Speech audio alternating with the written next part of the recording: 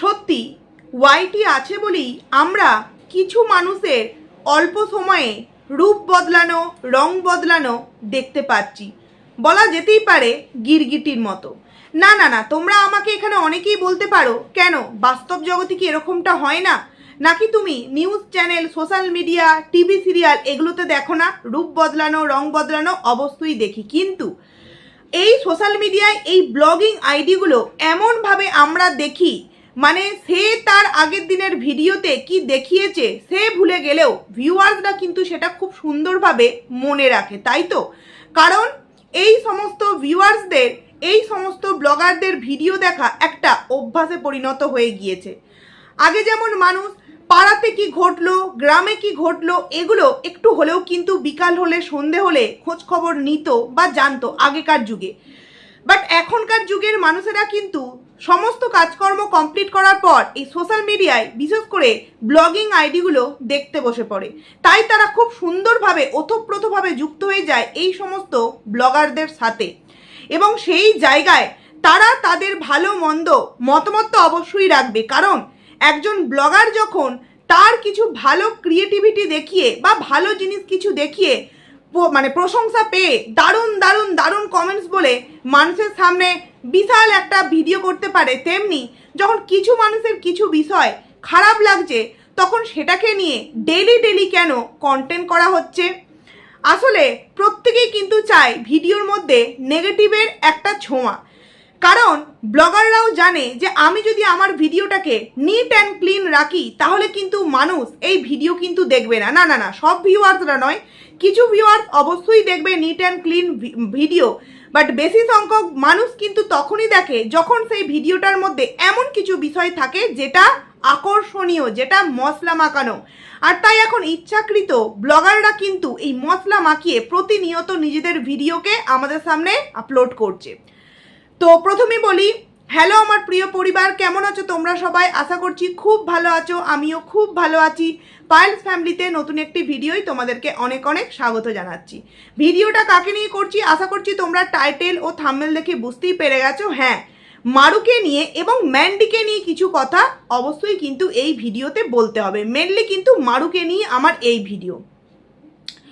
কারণ কি, এর আগের দিনেও দেখেছিলাম মারু কয়েকটা কমেন্টসকে নিয়ে এমনভাবে ভিডিও করেছে যেন মনে হচ্ছে বিশাল কিছু করে ফেলেছে ভিউয়ার্সরা।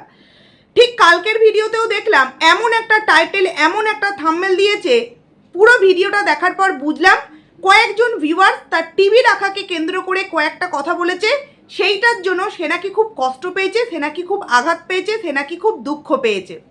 দেখো, এগুলো সত্যি কথা বলতে অবশ্যই কিন্তু কন্টেন্টের জন্য, মানে ভিউজ আপ করার জন্য, কিন্তু এটাও তো মানতে হবে না, তুমি যখন প্রতি মুহূর্তে তোমার ভিডিও দেখিয়ে ভালো ভালো কমেন্টগুলো যখন পড়ে আনন্দিত হও, তখন ভিউয়ার্সদের তো এতটুকুনি অধিকার আছে তোমার ঘরের কোন জিনিসটা ভালো, কোন জিনিসটা মন্দ, কোনটা তাদের ভালো লাগছে, কোনটা তাদের ভালো লাগছে না, এগুলো জানাবার জন্য।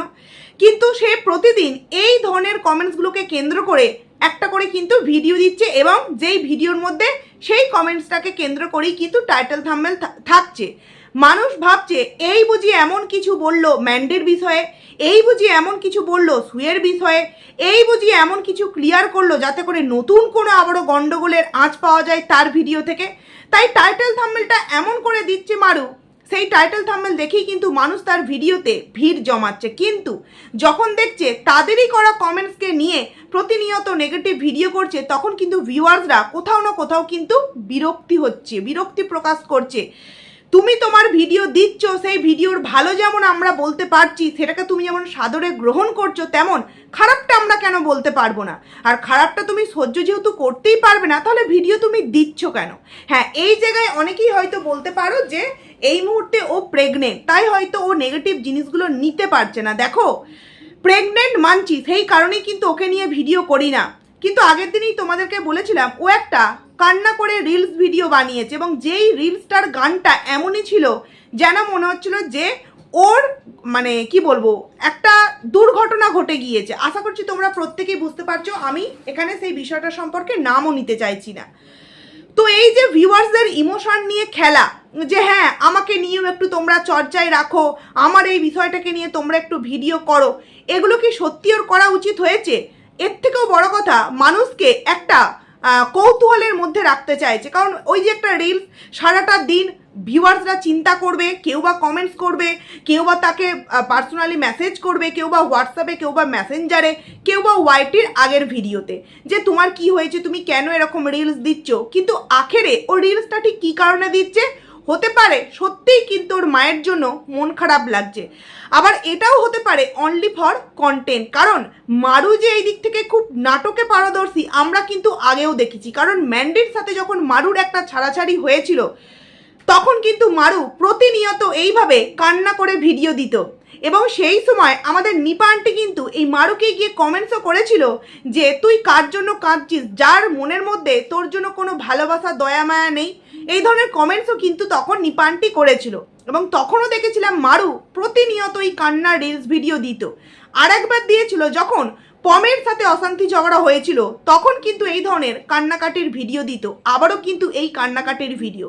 অনেকেই ওর ভিডিওতে কমেন্টস করেছে চোখে কি লাগিয়েছো। না, আমার মনে হয়েছে কান্নাটা হয়তো নিজের মন থেকেই এসেছে, কষ্টটা হয়তো মায়ের জন্য, কষ্টটা মায়ের জন্য, বাট মানুষকে এমনভাবে বোঝাতে চাইছে যে হ্যাঁ দিদি আমি আছি, তুমি আমার সাথে এরকম করো না, আমি আছি। কারণ আজও পর্যন্ত আমরা কিন্তু দেখেছি এত ঘটনা ঘটে গিয়েছে, মারু কিন্তু খুব সেফলিভাবে এই বিষয়টা থেকে এড়িয়ে গেছে। আমি তো বলবো খুব বুদ্ধিমতির পরিচয় দিয়েছে, খুব বুদ্ধিমতির পরিচয় দিয়েছে। কারণ এই যে যত তলায় তলায়, যত ভেতরে ভেতরে গোপন সম্পর্ক, তত বেশি কিন্তু তাদের মধ্যে নোংরামোগুলো ফুটে ফুটে উঠছে এই ওয়াইটির প্ল্যাটফর্মে, ওয়াইটি সবাই আমরা দেখতে পাচ্ছি। সেক্ষেত্রে তাদের ফেস লস থেকে, ফেস লস হওয়া থেকে আরম্ভ করে একদম ভিটে মাটি এক করে দিয়ে মানুষ ভিডিও করছে, সেগুলো কি সত্যি খুব ভালো? মোটেও ভালো না। তো এই জায়গা থেকে কিন্তু মারু খুব সেফলিভাবে বিষয়টাকে এড়িয়ে গেছে। এবার তার ভিডিওতে সে যেই কথাটা নিয়ে প্রচণ্ড রেগে গিয়েছিল, তার টিভিটা যেই জায়গায় রেখেছে দরজার ওপরে, সেটা ভিউয়ার্সদের ভালো লাগেনি। দেখো, ভালো লাগেনি তাই তারা জানিয়েছে, নেগেটিভ কমেন্টস তো কিছু করেনি। বোঝা উচিত ছিল যে আজকে যখন আমি একটা ভালো ভিডিও দিলে ভালো কমেন্ট পাচ্ছি, তেমনি একটা হয়তো তাদের ভালো লাগেনি তাই আমাকে এই ধরনের কমেন্টস করেছে। না, সেটাকে নিয়ে বলতে বসে গেল তোমরা কেন এরকম করো, তোমরা কারা এই ধরনের কমেন্টস করো, বলো গোবরডাঙ্গা বলো, তখন কি আমি টিভি ওই রকম রেখেছিলাম? তোমাদের তো এটা বুঝতে হবে। আরে ভিউয়ার্সদের বুঝে কি লাভ? তাদের মনে হয়েছে ওই জায়গাটা ভালো লাগেনি তাই তারা বলেছে, এমন তো কিছু খারাপ কমেন্ট করেনি, তাই না, যেটাকে নিয়ে প্রতিনিয়ত ভিডিও করতে বসে পড়তে হবে। এবার চলে আসি তার ভিডিওর মধ্যে কিছু কথা। দেখো, প্রথমত আমি এটাকে শুধুমাত্র আমার অনুমান মনে হয়েছে তাই তোমাদের সামনে তুলে ধরছি, তোমাদেরও যদি মনে হয়ে থাকে অবশ্যই কিন্তু কমেন্টসের মাধ্যমে জানিও। এই যে আমরা যখন দেখলাম এই মারুকে তাদের গোবরডাঙ্গার বাড়ি থেকে চলে আসতে, ভাড়া বাড়ি থেকে, তখন কিন্তু আমরা দেখিনি একবারের জন্য ছোট্ট বাচ্চা সোহম এবং তার বাবা মাকে একবারের জন্য এর সাথে দেখা করতে। আর শুধু তাই নয়, যখন ওই গোবরডাঙ্গা থেকে চলে এলো তাই নয়, সেই গোবরডাঙ্গা থেকে আসার বেশ কয়েক মাস আগে থেকে, বলতে গেলে বলা চলে প্রায় নয় না করেও 1-1.5 মাস বা 2 মাস, 2.5 মাস, 3 মাস এরকম হতেই পারে সময়টা, আমরা কিন্তু না সোহমকে দেখেছি, সেই যে ওর জন্মদিনে কেক দিয়েছে ব্যাস অতটুকুনি, ওর হাজব্যান্ডের জন্মদিনে কেক দিয়েছে অতটুকুনি। তারপর থেকে কিন্তু আমরা এই যে মারুর প্রেগনেন্টের পর, প্রেগনেন্সি হওয়ার পর থেকে একটি বারের জন্য কিন্তু না তো এই সোহম নামক ছেলেটিকে আমরা দেখেছি ওদের বাড়িতে, আর না তো সোহমের বাবা মাকে ওদের বাড়িতে কখনো কিন্তু আসতে দেখেছি। তার মানে কি সত্যিকারে ওরা এই মুহূর্তে যে ঘর ভাড়াটা চেঞ্জ করলো, শুধুমাত্রই কি ওই খাওয়া দাওয়ার প্রবলেম আর তোমার যাতায়াতের প্রবলেম এই কারণে? কারণ ওরা সমস্ত কিছু জেনে বুঝেই কিন্তু এই গোবরডাঙ্গার ভাড়া বাড়িটা নিয়েছিল। এবং আমার মনে হয় এখনকার যুগের মেয়েরা এতটাও কিন্তু আনস্মার্ট নয়, বিশেষত যাদের শরীরের মধ্যে অনেক রোগ থাকবে তারা জানবে, এবং এই বিষয়ে তারা নিশ্চয়ই জানতো যে তার পিসিওডি আছে, একটা প্রেগনেন্সি সংক্রান্ত প্রবলেম হতেই পারে। তাই যদি কখনো বাই চান্স চলে আসে প্রথম বেবি, সেটাকে কিন্তু আমরা কখনোই কিছু করব না। তো সেক্ষেত্রে ডিসিশনটা কিন্তু এমনটাই হওয়া উচিত ছিল, যা হবে কিন্তু একদম ফাইনাল, এখানেই ফাইনাল, এবং এরপর যদি যেতে হয় সেটা যাব নিজের বাড়ি, সেখান থেকে যাতে আর চেঞ্জ না করতে হয়।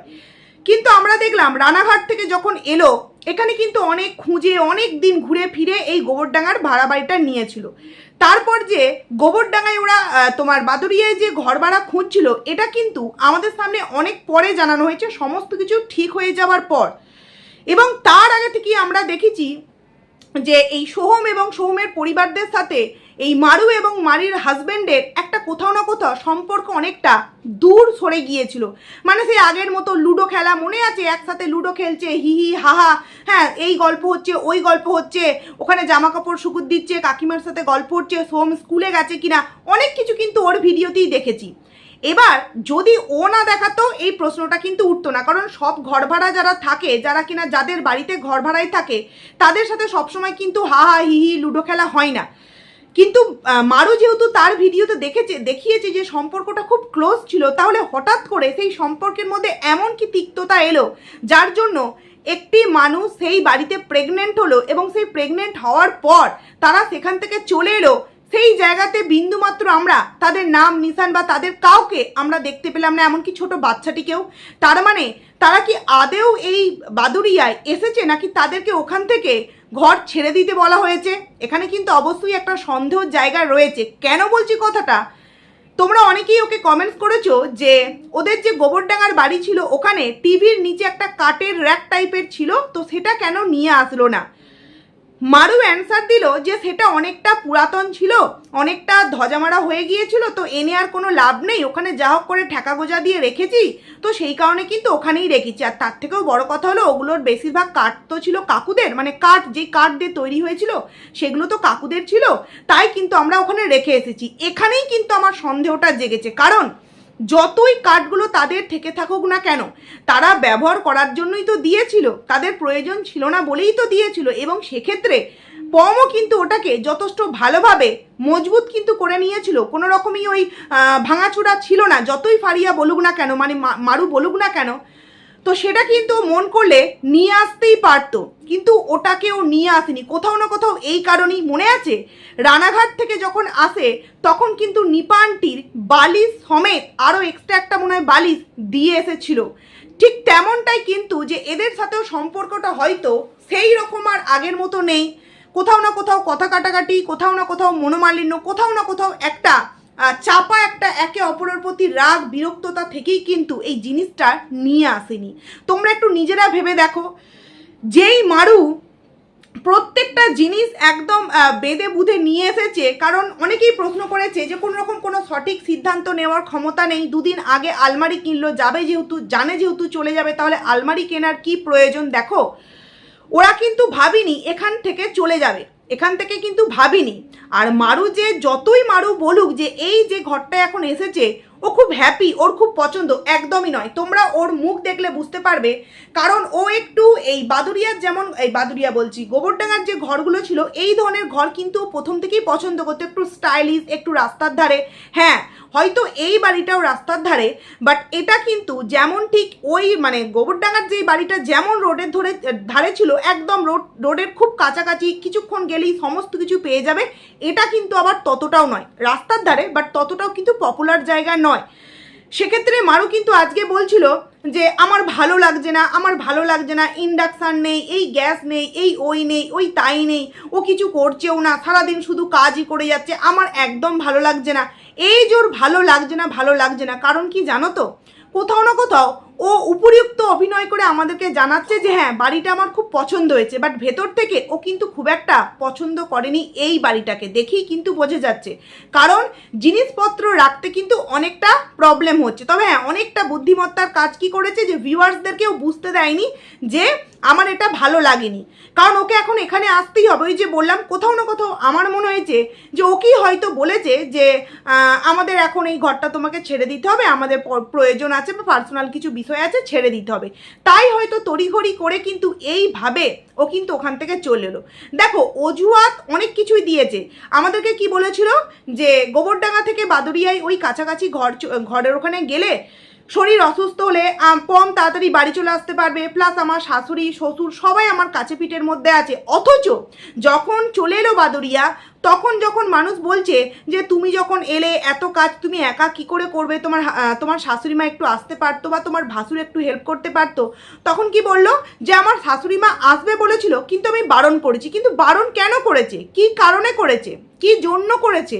কারণ এটাই হচ্ছে একমাত্র কারণ, ও যে অজুহাতটা তখন দিয়েছিল যে ওখানে থাকলে এই মানুষগুলোর আমি হেল্প পাবো, ও অ্যাকচুয়ালি এই মানুষগুলোর হেল্প কখনো নিতেই চায় না। কারণ জানে যে হেল্প যদি করতে আসে কোথাও না কোথাও কিন্তু একটা শাশুড়ি বৌমার যে একটা সব কিছুতে যে ছোটো বিষয়গুলো, তো যে তুমি এমনটা করো না, কেন বেলা 2টো অবধি ঘুমাচ্ছ, কেন দুপুর 3টের সময় স্নান করছো, কেন এত বাইরের খাবার খাচ্ছ, এই যে একটা সব কথাতের মধ্যে একটা মানে মায়ের যে একটা অধিকার ফলানো, অবশ্যই সেটা হবে, অবশ্যই সেটা ফারিয়ার ভালোর জন্যই হবে। বাট ফারিয়া কিন্তু সেগুলো চায় না। যেই কারণে তোমরা দেখে নিও, ও যে কথা আমি তোমাদেরকেও এখানে আসার আগেও বলেছিলাম, ও যে বলে না রান্না করব, এই করব, ওই করব, সেই করব, কাছের মানুষ কাছের, এইগুলো সমস্ত কিছু শুধুমাত্র আমাদেরকে ভুল মিথ্যে কথা বলা হয়েছে। কদিন রান্না করে তোমরা শুধু দেখেছো তো, একদিন রান্না করি ওর মুখের মধ্যে তৃতীয় বিরক্ত ভাব, যে এই ওই হ্যান ত্যান এক্সেট্রা ব্লা ব্লা ব্লা। দেখো ও কিন্তু নিজেই বলছে যে ও অনেক ভাগ্য করে স্বামীকে পেয়েছে। সেই ছেলেটি যথেষ্ট কর্মঠ কিন্তু ছেলে, কি বাইরের কাজ করছে, বাজারঘাট করছে, বাড়িতে এসে যত রকমের কাজ সমস্ত কিছু করছে, জিনিসপত্র তোলা, ঘর দোয়ার গোছানো, জামা কাপড় সমস্ত কিছু কাচাকুচি A to Z করছে। এই ছেলেটার উপর আর কতটা কাজ করানো যায় বলতে পারবে? ও যে বলছে যে এই করছে না, ওই করছে না, সেই করছে না, আর কি করবে, আর কি করবে? দেখো হ্যাঁ মানছি যে ফারিয়া প্রেগনেন্ট, বাট এরকম প্রেগনেন্সি অবস্থায় অনেকেই কিন্তু থাকে যারা ঘর চেঞ্জ করে এবং সেই সময় এরা নিজেরা কিন্তু টুকটাক জিনিসগুলো গোছাতেই পারে। এই যে মারু ভিডিওতে বারবার বলছিল, কালকের ভিডিওটায়, যে আজকে আমি সব একা করেছি, ঘর ঝাঁট দিয়েছি, ঘর মুছেছি, বাসন মেজেছি, রান্না করেছি, এগুলো তো নর্মাল কাজ, এগুলো তো করতেই হবে। আজকে পম দোকানদারি করে, পমের কাছে দোকান, তাই পম আসা যাওয়া করতে পারবে। বাট যাদের হাজবেন্ডরা অনেক দূরে কাজে যায়, যাদের হাজবেন্ডরা সার্ভিস করে, তাদের বউয়েরা প্রেগনেন্ট হয় না, তাদের বউয়েদের শরীরে কষ্ট হয় না। প্রত্যেকটা মেয়েকে কিন্তু মা হতে গেলে একটা কষ্টকর সময়ের মধ্য দিয়ে যেতে হয়। যদিও বা যখন ওই চাঁদপানা মুখটা আমরা দেখি তখন কিন্তু সমস্ত কষ্ট জল হয়ে যায়, তাই তো? কিন্তু তবুও প্রত্যেকটা মেয়েকে তো একটা এই 9 মাসটা কষ্টের মধ্য দিয়ে যেতে হয়। কিন্তু সেক্ষেত্রে মারু এমন দেখাচ্ছে ভিউয়ার্সদের সামনে যে ওই প্রথম প্রেগনেন্ট হচ্ছে, আর এত হেল্প পাওয়ার পরেও কিন্তু মারু কোথাও না কোথাও সেই আনন্দকর জিনিসটা কিন্তু করতে পারছে না, কারণ মন থেকে ও এই ঘরটাকে কিন্তু মেনে নিতে পারছে না। বা তোমার গোবরডাঙ্গার যে ঘরটা সুন্দর খোলামেলা ঘর এবং বড় ঘর, তাই ও কিন্তু সুন্দর করে সাজাতে পেয়েছিল। বাট এই ঘরটা এতটাই পুরাতন ঘর এবং পুরানো আদলের ঘর যে সুন্দরভাবে কিন্তু ঘরটাকেও সাজাতে চাইলেও পারছে না, তাই ওর চোখে মুখে কিন্তু সেই বিরক্তির ভাবটা ফুটে উঠছে। তো এই যে পম কর্মঠ, এই কথাটা বলতে গিয়ে আরেকটা কথা বলতে হয়, শুয়ের ভিডিও। শু বলল যে না, এটাকে তো কখনো অস্বীকার করলে চলবে না, যে পম কিন্তু যথেষ্ট কর্মঠ একটি ছেলে। কিছুদিন আগে এই পমকে নিয়ে কত খিল্লি উড়িয়েছিল না, এই পমকে নিয়ে কিছুদিন আগেই খিল্লি উড়িয়েছিল। তো এইরকম ছোট ছোট ক্লু দিয়ে কি আবারও দুই দিদি কি বনুর দিকে এন্ট্রি নেওয়ার জন্য টার্গেট করছে? কারণ বনু কিন্তু দুদিন পর হট কন্টেন্ট দেবে, এই স্বাদ হচ্ছে, এই ডেলিভারি হতে যাচ্ছে, তারপরে ফেস রিভিল হবে, তারপর তাকে নিয়ে এখন রোমাঞ্চকর কয়েক মাস ভিডিও হবে, তারপর তার অনুষ্ঠান হবে, তারপর তো এক্সেট্রা একের পর এক ঘটনা ঘটতেই থাকবে, তাই না? এখন বেশ কয়েক বছরের জন্য 2-3 বছরের জন্য কিন্তু এখন ধামাকা কন্টেন্ট আছে মারুর হাতে, তাই তো? সেই কারণে দিদিরা কোথাও না কোথাও কি এন্ট্রি নিতে চাইছে। সেই কারণে এই দিদিও বললো, সুদিদি বললো যে হ্যাঁ কর্মঠ ছেলে, হ্যাঁ কর্মঠ তো অবশ্যই, তাই না? কিন্তু তারপরেও দেখেছি মারুর যেন সেই নাকে কান্নার শেষ নেই। এখানে এই যে ভিডিও করছি, হয়তো ওর ভিডিওর মধ্যে বলবে, আমাকে কমেন্টস করেছে একজন কি যে আমি মা হচ্ছি, তো তখন ওর ঠিক এই কথাটাই বলবে যে প্রত্যেকের শরীরের প্রত্যেকের আলাদা আলাদা ফিলিংস হয়, আলাদা আলাদা অনুভূতি। আমার সত্যিই কষ্ট হয়, তাই আমি বলি কিন্তু সব কিছুতে এত বিরক্তি, সব কিছুতে এত কষ্ট, সত্যিই কি এইগুলো বিয়ের পর একটা মেয়ে যে প্রতি মুহূর্তে করছে, অবশ্যই প্রত্যেকের শরীরেই কষ্ট হয়, কিন্তু এই কষ্টগুলোকে কি সত্যিই তার পরিবারের প্রত্যেকটা মানুষেরা গুরুত্ব দেয়, নাকি গুরুত্ব দেওয়াটা এতটাও সম্ভব? কারণ সে যে বলছে আমার ভালো লাগছে না, এই করবো না, ওই করবো না, এই লাগাইনি, তাই লাগাইনি, আরে বাবা ছেলেটাকে তো সময় দিতে হবে। এর আগের দিন ওই যে আলমারি তুলছিল, ওই যে শোকেস তুলছিল, তারপর তোমার ভারী ভারী জিনিসপত্র যে তুলছিল, সেক্ষেত্রে তো মারু হেল্প করতে পারবে না, মারুর পক্ষে পসিবলও নয়, তাই তো? কিন্তু মারু তো মন করলেই পারে টুকটাক ঘর গোছানোগুলো, কিন্তু মারু সামান্য একদিনের রান্না বান্না করে কিছু মানে ঘর দোয়ার পরিষ্কার করে পুছেছে, তার জন্য 10 বার কিন্তু শোনানো হয়ে গেল। এবং তোমরা আরও একটা জিনিস নোটিস করবে, পম যখন ক্যামেরা ধরে থাকে তখন কতটা ঝেঁঝে মেজে মারু পমকে কথা বলে, এই খুন্দিটা নিয়ে এসো, এই হাতাটা নিয়ে আসো, এটা হাতা ওটা হাতা, এই দিকে ক্যামেরাটা ঘোরাও, ওই ঘড়ির দিকে দেখাও, এই ভাতটাকে একটু জুম করো, মানে যেন মনে হয় পম হচ্ছে মারুর পুরো মাস মাইনে করা কোনো একটা হেল্পিং হ্যান্ড, যা বলবে তাই কিন্তু করতে হবে। হ্যাঁ, পম এই দিক থেকে দেখো, ও তো বকবকের দিক থেকে অনেকটা এক্সপার্ট ছিল, এবং কাকে কি বলতে হয় সেই বোধগম্য ওর মধ্যে ছিল না। বাট ও পম যে কর্মঠ, এটা কিন্তু আমরা প্রত্যেকেই ভালো করে এই এতগুলো মাসে কিন্তু ভিডিও দেখে বুঝে গেছি। কারণ আগে তো মারুর জীবনে পম আমাদের সাথে ভিডিওর আকারে ছিল না, কিন্তু এই 1 বছর বা 1.5 বছর হতে চললো আমরা দেখছি, তাতে কিন্তু বুঝে গেছি। মানে কাজ করছে, নিজে দুপুরের খাবার খায়নি, কিন্তু বইয়ের ইচ্ছা করেছে আইসক্রিম বা দই খাবে, ঠিক মনে করে কিন্তু আইসক্রিম বা দইটা এনেছে। সত্যিই কিন্তু এটা ভালোবাসা, যেটা কিনা পমও মারুকে ভালোবাসে, মারু কিন্তু পমকে ভালোবাসে। তবে মারুকে আমি একটা কথাই বলবো, যে প্রতিনিয়ত মানে ওই যে কথাই আছে না, মানুষের লোভ একটু অতিরিক্ত বেড়ে গেলে মানুষ কিন্তু এই রকমই করে। মানে এখন যেহেতু মারু দেখছে যে ম্যান্ডির ছিছি করছে, সুকে নিয়ে সবাই ছিছি করছে, এবং মারুকে সবাই সাবধান করছে, তুমি কিন্তু ওই দিদির সাথে মেশো না, তুমি খুব ভালো, তুমি তাই এই বিষয় থেকে বেরিয়ে এসেছো, খুব বুদ্ধিমতী। মানে মারুর প্রতি একটা প্রত্যেকটা মানুষের এই মুহূর্তে একটা ভালোবাসা তৈরি হয়েছে। প্রথমত প্রেগনেন্ট, সেটা থেকে তো একটা ভালোবাসা আছেই, দ্বিতীয়ত দিদি যে কীর্তিকলাপ দেখালো, সেই জায়গা থেকে কিন্তু মারুকে আরও ভালোবাসা দিচ্ছে মানুষ। আর মারু কিন্তু এই ভালোবাসাটারই সুযোগ নিচ্ছে, যে আমি এখন যাই বলি তাতেই আমার হ্যাঁতে ভিউয়ার্সরা হ্যাঁ মেলাবে। কিন্তু আমার মনে হয় যারা সত্যিকারের ভিউয়ার্স, তারা হয়তো মুখের উপরে এই কথাটা বলতে পারবে যে তোমাকে তো এমন কিছু ভুল কথা বলিনি, যেটা ঠিক তোমাকে সেটাই বলেছি, তো তাতে তোমার এত দুঃখ পাওয়ার কি আছে? নাকি দুঃখটা পেয়েছো সেটা, মানে তুমি যে তাদের কথায় দুঃখে পেয়েছো, এই কথাটা তুমি ইনডাইরেক্টলি ম্যান্ডিকে টার্গেট করে বললে যে তোর ওই সময়কার কথাগুলোতে আমি খুব দুঃখ পেয়েছি বা কষ্ট পেয়েছি, নাকি সুকে টার্গেট করে বললো, মানে কোন দিদিকে টার্গেট করে বললো, তাই তো? বিষয়টা এরকমই। তারপরেও যে জিনিসটা বলার, আমার ভিডিওর মাধ্যমে মারুকে রিকোয়েস্ট করব, কারণ এক সময় মারুকে নিয়ে ভিডিও করতাম, ও বলুক না বলুক আমি জানি মারু আমার ভিডিও দেখতো, এখন হয়তো দেখে কি জানি না, বাট তবুও বলবো যে ও যে একটা রিলস ভিডিও দিয়েছিল কান্না করে, এই ধরনের রিলস ভিডিও কখনো বানাস না, জানিস? কারণ সব কিছু নিয়ে ছেলেখেলা করলেও এই সমস্ত জিনিসকে নিয়ে না ছেলেখেলা করিস না, ভিউয়ার্সদের ইমোশন নিয়ে এইভাবে খেলিস না। কারণ তুই নিজেও জানিস তোর ওই দিনকার ভিডিওতে তৎক্ষণাৎ কত ভিউয়ার্স পাগলের মতো তোকে কমেন্টস করছিল, কি হয়েছে কি হয়েছে মারু, কিছু কি হয়েছে কি হয়েছে মারু, কেঁদো না কেঁদো না। কিন্তু তুই সেই ভিউয়ার্সদের ইমোশন নিয়ে জাস্ট মজা করেছিস, যে এটা তো আমি আমার ভিউয়ার্সদেরকে কাছে টানছি, কারণ এই মুহূর্তে চারিদিক একদম নিস্তব্ধ, আমি হচ্ছি হট কন্টেন্ট, আমি এখন ভালোর ভাবমূর্তি হয়ে আছি, তাই তো? সেক্ষেত্রে আমাকে এই সময় সমস্ত ভিউয়ার্সদের কাছে কান্নাকাটি করে বোঝাতে হবে আমি কতটা কষ্টে আছি। তাই তুই সেটা বোঝাতে গিয়ে এমন একটা বিষয়কে মানুষের সামনে তুলে ধরলি, যেটা তোর কখনোই কিন্তু উচিত হয়নি। কারণ কি জানিস তো, কখন কার কি ঘটনা ঘটে কেউ জানে না, তাই এই ধরনের জিনিসগুলো করিস না। ভিউয়ার্সরা একবার যদি তোর দিক থেকে মুখ ফিরিয়ে নেয় না, তাহলে কি হতে পারে আশা করছি এই তোর 2 দিদিকে দেখে এই মুহূর্তে বুঝতে পারছিস। তো যাই হোক, চলো বন্ধুরা, আর যে কথাটা আমি প্রথমে বললাম, যে এই যে গোবরডাঙ্গা ছেড়ে আসার বিষয়টা তোমরা একটুখানি ভেবে দেখো, যে ও চলে এলো, একজন প্রেগনেন্ট মহিলা, একবারও পর্যন্ত কিন্তু তারপর থেকে আমরা দেখতে পাইনি, বা চলে এলো মানে কোথাও কিন্তু আমরা দেখতে পাইনি। দ্বিতীয়ত ওই যে কাঠের যে একটা ফার্নিচার বললো, সেটা রেখে এসেছে একটাই কারণ, কাকুদের কাঠ। মানে যখন রানাঘাট থেকে আসে নিপা আন্টির বালিশগুলো যখন দিয়ে চলে এসেছিলো, তোমার জিনিস আমার ব্যবহারে প্রয়োজনে মিটে গেছে, এবার নাও, একবারে পেছন দিয়ে ফেলে রেখে চলে এসেছিলো, ঠিক তেমনই আমার মনে হচ্ছে এদের ঘটনা ঘটেছে। তো যাই হোক, চলো ভিডিওটা এখানেই এন্ড করছি। কেমন লাগলো অবশ্যই কমেন্টস করে জানিও, ভালো লাগলে লাইক করো, কমেন্ট করো, আইডিতে নতুন এসে থাকলে সাবস্ক্রাইব করে পাশে থেকো। ম্যান্ডিকে নিয়ে বলবো ভাবলাম, বাট ভিডিও বড় হয়ে যাচ্ছে। তো চলো, টাটা।